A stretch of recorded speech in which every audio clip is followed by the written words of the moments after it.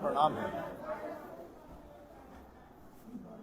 आज नरवाना विधानसभा क्षेत्र के तीनों मंडलों के संगठनात्मक जो हमारी रचना है, जिसमें शक्ति केंद्र के पदाधिकारी और बूथ के त्रिदेव पदाधिकारियों का एक सम्मेलन हुआ है और इस सम्मेलन में हमारे सम्माननीय जिला अध्यक्ष तेजेंद्र ढूल जी, महामंत्री डॉक्टर राज सैनी जी, हमारे पंडित ओम प्रकाश हुआ जी जो यहाँ के प्रभारी हैं, और सभी माननीय जो पदाधिकारी, रिजपाल जी जो संयोजक हैं, सभी माननीय पदाधिकारी उपस्थित रहे।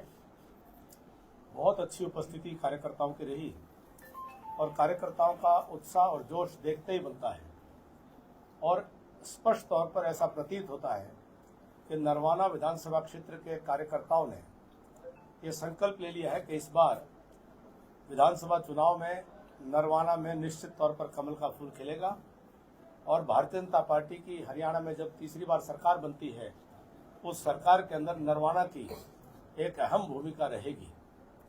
आज अद्भुत कार्यकर्ताओं के अंदर जोश देखने को मिला है, तो मैं बड़े विश्वास के साथ कह सकता हूं कि विधानसभा चुनाव का जो कल बिगुल बजा है, जो रणभेरी बजी है, भाजपा का कार्यकर्ता बूथ स्तर पर पूरी तरह से तैयार है, मुस्तैद है, तैनात है और जनता के बीच में जाकर के जनता का विश्वास अर्जन करने के लिए वह तत्पर है और मेहनत करके जनता का विश्वास अर्जन करके तीसरी बार हरियाणा की सरकार भारतीय जनता पार्टी की बनाने का काम करेगा। मेरा विषय संपन्न है। आपके प्रश्नों का स्वागत है।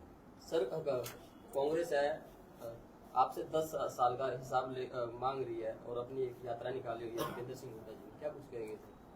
क्योंकि जो कांग्रेस की हिसाब मांगो यात्रा है, वह हरियाणा की जनता से हिसाब मांगने के लिए निकल रहे हैं।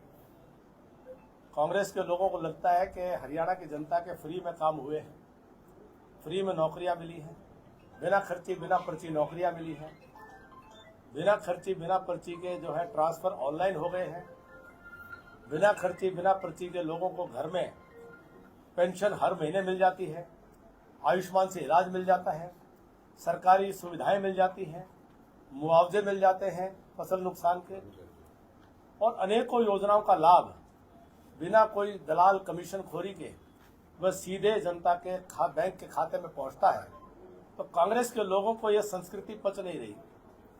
वो हिसाब मांग रहे जनता से कि ये तो उनका हिस्सा हुआ करता था, ये तो उनकी कमीशन हुआ करती थी। वो अपनी दलाली मांगते हुए घूम रहे हैं जनता से कि 1,41,000 लोगों को हरियाणा में बिना पर्ची बिना खर्ची जो नौकरी मिली, कांग्रेस की सरकार होती तो एवरेज अगर 25 लाख रुपए प्रति नौकरी का वो ले लेते हैं तो 35,000 करोड़ रुपए वह हरियाणा की जनता से लूट लेते हैं। वह जनता से हिसाब मांगने के लिए निकले हैं कि जनता वो हिसाब दे दे। कांग्रेस के दलाल, कांग्रेस के कमीशन खोर, कांग्रेस के ठेकेदार, वह 10 साल में जनता ने जो भाजपा के शासन में जो लाभ मिला है वो उसका हिसाब मांगने के लिए निकले। तो कांग्रेस वो बदलाव की बात कर रही है, जगह जगह देखता हूं समय बदलाव का। उनका बदलाव है कि हरियाणा प्रदेश में फिर से पर्ची खर्ची की सिस्टम को, व्यवस्था को लागू करना, हरियाणा प्रदेश में फिर से ट्रांसफर की मंडी को लागू करना, हरियाणा प्रदेश में फिर से ठेकेदारी में कमीशन खोरी का काम करना। आप भाई आमिर जी, आप बाहर खड़े हो जाए, ऐसे तो हर कोई बीच बीच में व्यवधान करेगा। आप बाहर खड़े हो जाए और बाहर से बंद कर लें। भाई नौजवान, आप प्लीज बाहर चलिए। हाँ जी सर। तो कांग्रेस का जो बदलाव की जो बात करते हैं, वो बदलाव फिर वापस लाना चाहते हैं। वो दौर जो हरियाणा प्रदेश के किसानों को फसल नुकसान के 2-2 रुपए 5-5 रुपए के चेक मिला करते थे, वो फिर से किसानों की जमीनों को औने पौने दामों पर अधिग्रहण का डर दिखा करके पूंजीपतियों की तिजोरियों में बंद करने का, वो फिर से उस दौर का वो बदलाव लेकर के आना चाहते हैं। वो फिर से अपने परिवारों के जो परिवारवादी राजनीति, राजतंत्र, भाई भतीजावाद, फिर से वो गुंडागर्दी, फिर से वो जातिवाद, क्षेत्रवाद और भ्रष्टाचार का वो फिर से वो बदलाव लेकर के आना चाहते हैं। वो फिर से हरियाणा प्रदेश के अंदर अनेकों हाथों से जो लूटने की व्यवस्था थी, वो फिर से उस व्यवस्था को दोबारा लाना चाहते हैं। ये उनके बदलाव का संकल्प है। हरियाणा की जनता को उनके पास देने के लिए कुछ नहीं है। हरियाणा की जनता के लिए उनके पास सोच नहीं है, कोई नीति नहीं है, कोई विचार नहीं है। हरियाणा के नौजवानों को रोजगार छीनने का काम कांग्रेस करती थी। कभी औद्योगिक सुरक्षा बल के कर्मचारियों पर जुल्म करने का काम करती थी, कभी जो गेस्ट टीचर के ऊपर जुल्म करने का काम, द्रौपदी की बेटी का बलिदान हम भूले नहीं है, जुल्म करने का काम करती थी। किसानों के ऊपर लाठी गोली चलाने का काम करती थी। हरियाणा के भाईचारे को बर्बाद करने का काम करती थी। तो एक जो बदलाव है, ये फिर से हरियाणा को उसी जो नरक की आग में हरियाणा जला था कांग्रेस के शासनकाल में, उसी दिशा में लेकर के जाना चाहते हैं। सर, भारतीय जनता पार्टी का संगठन वैसे मजबूत है, लेकिन नरवाना के अंदर वो मजबूती नहीं है, क्योंकि 10 साल पहले एक मजबूती, एक ऊर्जा थी, आज वो प्रेजेंट में नहीं है इन वर्करों के बीच। क्या कहना चाहोगे सर? सर, बीजेपी की जब लहर थी तब भी यहाँ से कैंडिडेट नहीं जीत पाया था बीजेपी। आपकी बात से मैं सहमत नहीं हूं।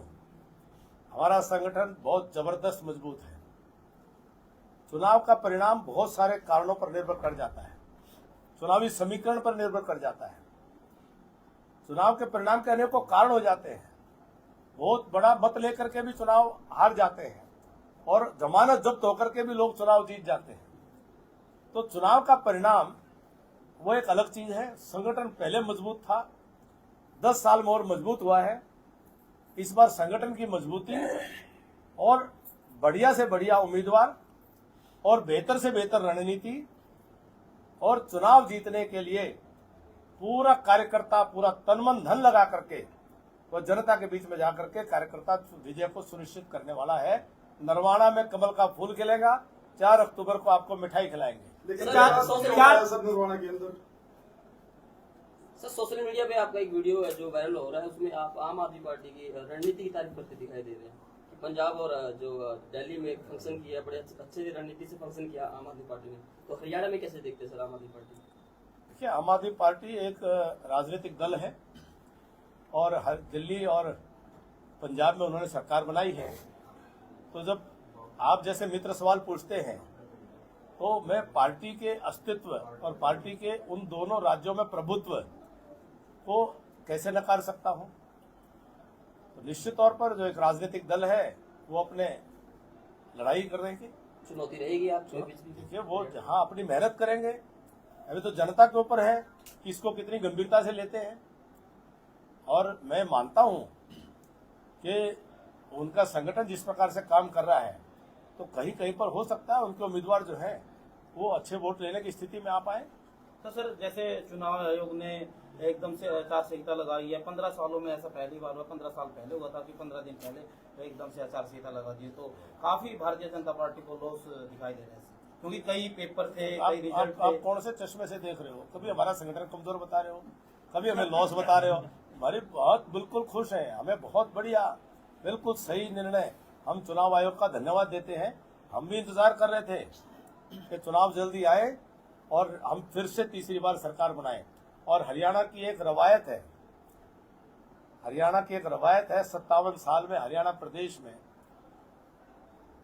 जो भी सरकार बनी है, जिसकी सरकार दिल्ली में बनी है उसी की सरकार चंडीगढ़ में बनी है।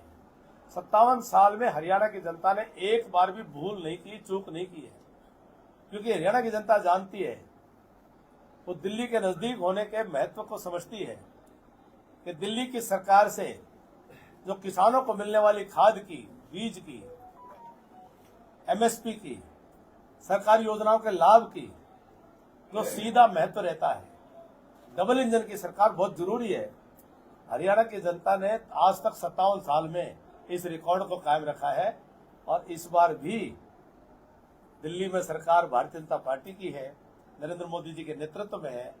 वही सरकार चंडीगढ़ में भी फिर से बनने वाली है। नरवाना के विधायक रामनाथ सुरजा खेड़ा जी बीजेपी के अंदर शामिल होंगे या आप उनको शामिल करेंगे आपकी पार्टी? मैं तो अपनी बात बता सकता हूँ, मेरी पूछो। वो तो वो अपनी बात तो वो बताएंगे। सर भाजपा सरकार 2018 में सीईटी सिस्टम लेके आई थी रोजगार देने के लिए। कहा गया था कि हर साल सीईटी करवाया जाएगा, लेकिन एक ही बार करवाया गया सर।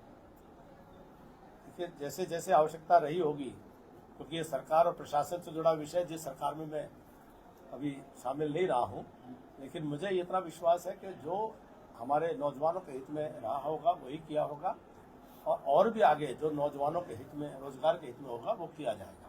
सर जेजेपी ने टिकटें बांटने की शुरुआत कर दी, कि आपकी पार्टी कब तक शुरुआत करेगी? जेजेपी के टिकट लेने वाले बचे हुए हैं। चार उन्होंने 4 जगह टिकट बांटनी करी है। परिवार में आपस में कर लिया होगा।